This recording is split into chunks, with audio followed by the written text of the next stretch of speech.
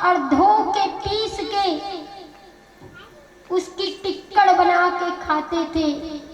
इतने गरीब हैं, बहुत ज्यादा, खाने के लिए कुछ नहीं, और सत्संग करके आते तभी कुछ मिल जाता, उसे ही खा लेते। तो उसकी पत्नी का नाम है सुशीला।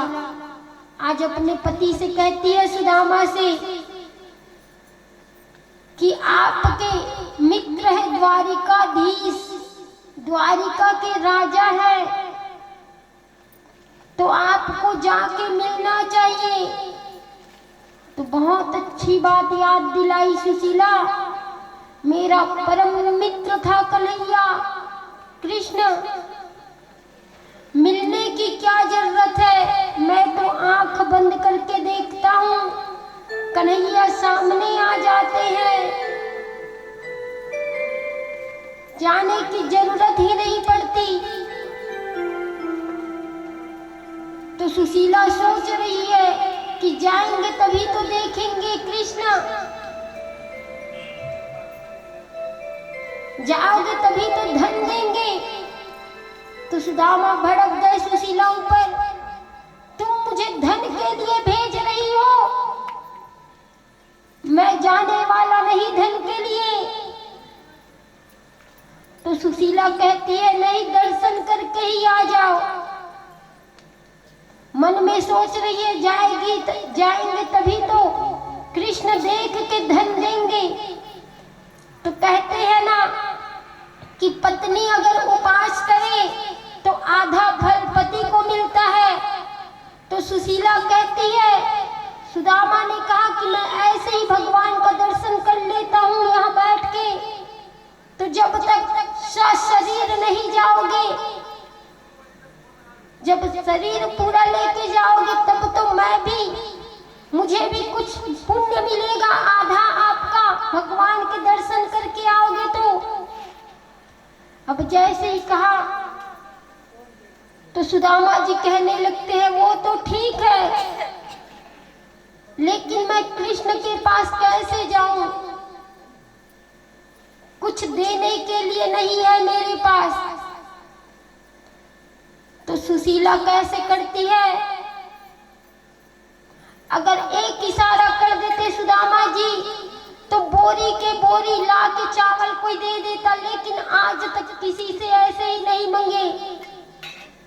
तो सुशीला कहती है, आप स्नान करके आइए, मैं कुछ व्यवस्था करती हूँ। और 5 घर गई सुशीला, एक घर से एक मुट्ठी चावल लाई, एक घर से एक मुट्ठी, एक घर से एक मुट्ठी, ऐसे 5 घर से 5 मुट्ठी चावल। किसी में चना है, किसी में पोहे है, ऐसे ही। अब क्यों लाई 5 घर से, अब 5 घर का चावल 5 मुट्ठी एक जगह रख दो, तो कोई पतला है, कोई मोटा है, कोई छोटा है, कोई टूटा हुआ है, कोई धान वाला है, तो भगवान देखेंगे, एक बार में समझ जाएंगे इसके घर तो खाने के लिए चावल भी नहीं है। कितनी चालाक सुशीला, मेरे पति तो बताने वाले नहीं है, तो देख के ही समझ जाएंगे।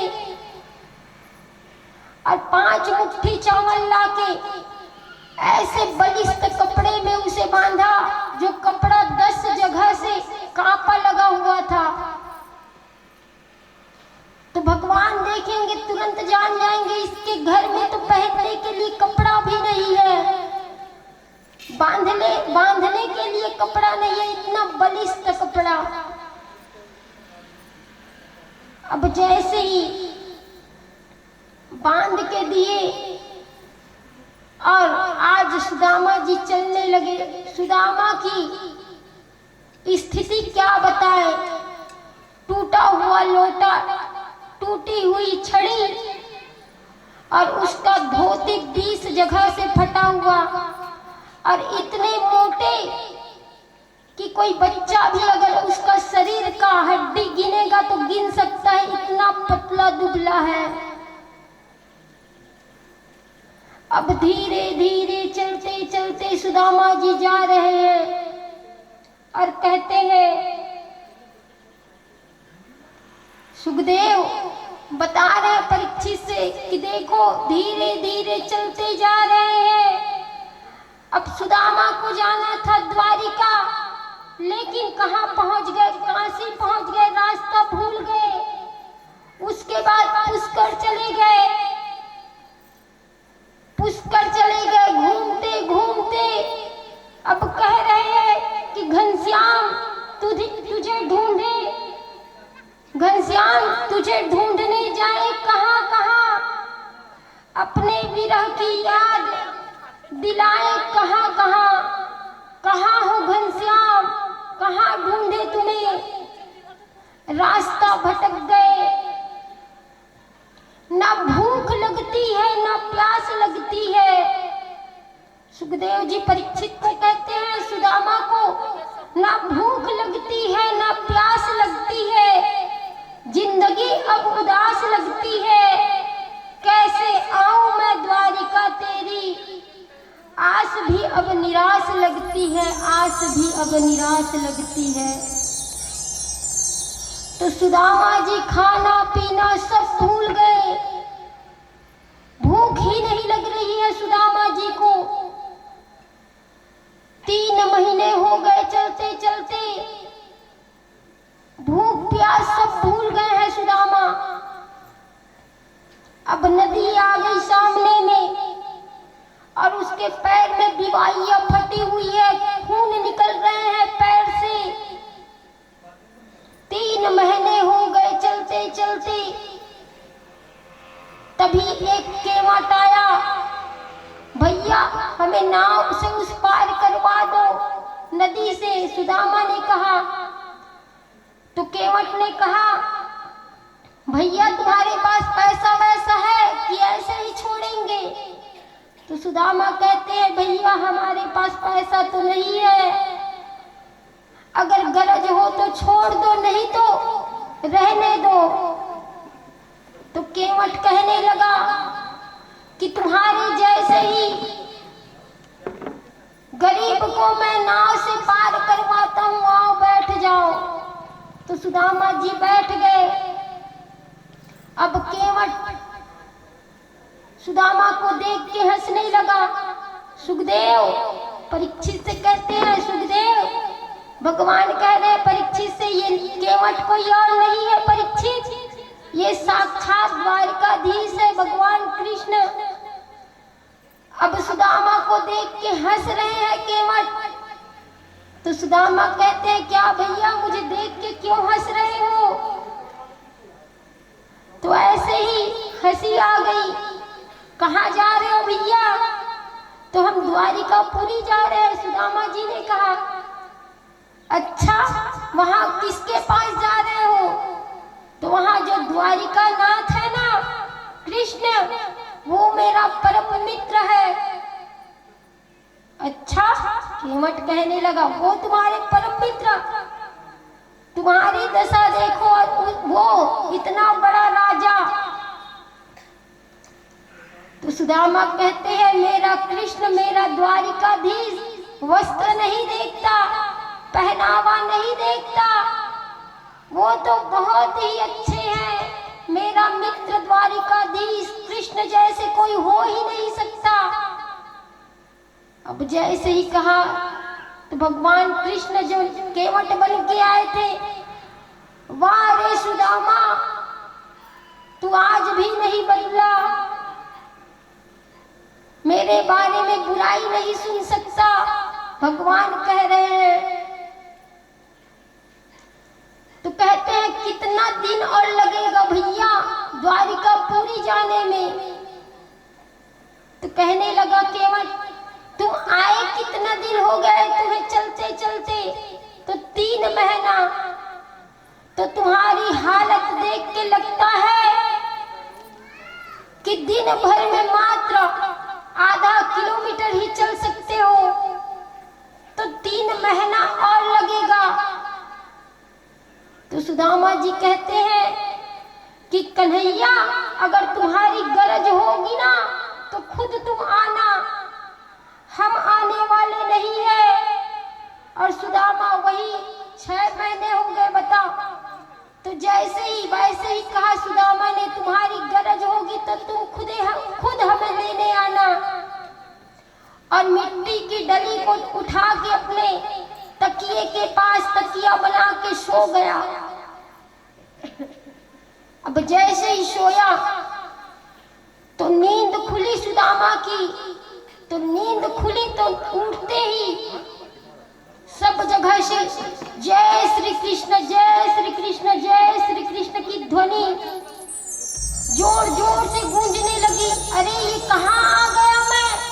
मैं तो सोया था कैसे आ गया? कौन सी नगरी है भैया? बहुत बड़े बड़े प्रसाद मिल रहे हैं और जय श्री कृष्ण की ध्वनि। तो भैया ये कौन सी नगरी है?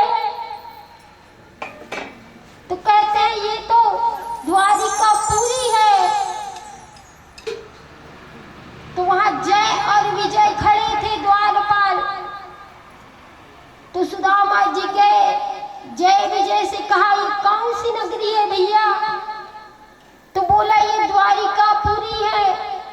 तो मुझे कृष्ण से मिलना है, मैं उसका बचपन का मित्र हूँ। तो जय विजय जो थे ना चरण में पड़ जाते हैं, कहते हैं हमारे द्वारिकाधीश का तो ऐसे ही मित्र होता है।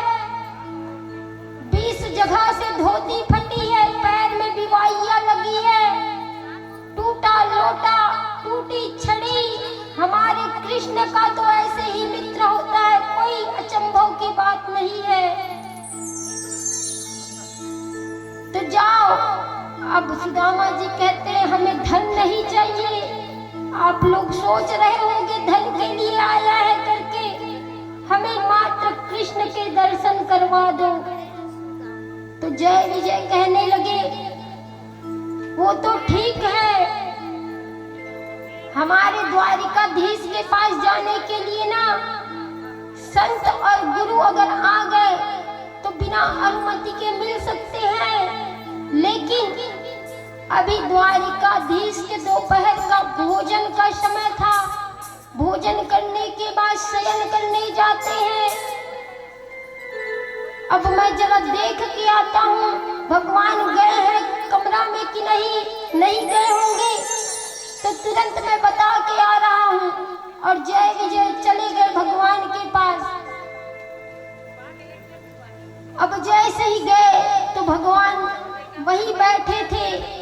अब कहते हैं कि हे प्रभु, कोई व्यक्ति आया है, शीश पगाना झगा तन पे, प्रभु जाने को आही बसों के ही ग्रामा, धोती फटी सी लटी दुपटी अरु, पाए उपासना की नहीं श्यामा, द्वार खड़ा द्विज दुर्बल एक रहो चकी, शो वसुधा अभिरामा, पूछत दीन दयाल को धाम, बतावत अपनो नाम सुदामा।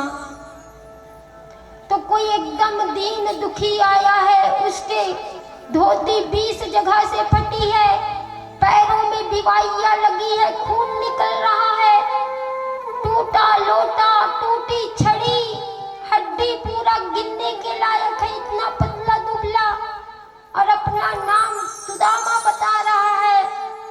अब जैसे ही कहा भगवान ने सुना सुदामा आया है, मेरा मित्र आया है।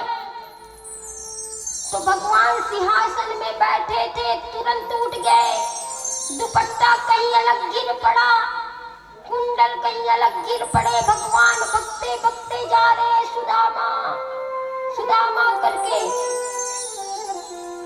अब भगवान देखो पहली डोरी पार कर गए, दूसरी, इतना धूप तेज था, पैर में पादुका भी नहीं है, भगवान ऐसे ही भग रहे हैं, मेरा मित्र सुदामा आया है। अब भगवान भगे तो महामंत्री उद्धव कहने लगा ये कौन आ गया जो भगवान द्वारिकाधीश ऐसे भग रहे हैं?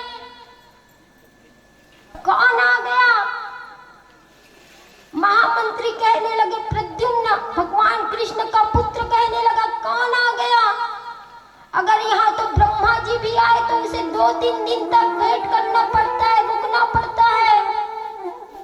तो ये कौन है? भगवान बकते जा रहे हैं, पिताजी जा रहे हैं, कौन है, कौन है सुदामा, ये कौन है?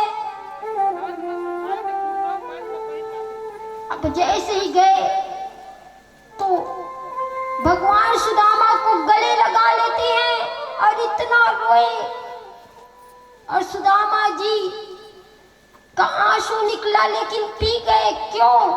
अगर मैं रोऊंगा तो भगवान सोचेंगे कृष्ण कि ये पैसा लेने के लिए आया है, गरीबी हालत है, तो लोग यही सोचेंगे। मेरा कृष्ण तो नहीं सोचेगा, लेकिन लोग यही सोचेंगे कि ये धन के लिए आया है। तो भगवान कहते हैं, देखी सुदामा की दीन दशा, करुणा करके करुणा निधि रोए, पानी भरा को हाथ छुओ, नैनन के जल सो पग धोए, नैनन के जल को सो पग धोए। तो भगवान अपने गले से लगा लेते हैं और सुदामा को हाथ को पकड़ के अपने आसन में, सोने के सिंहासन में लाके भगवान सुदामा को बैठा दिए।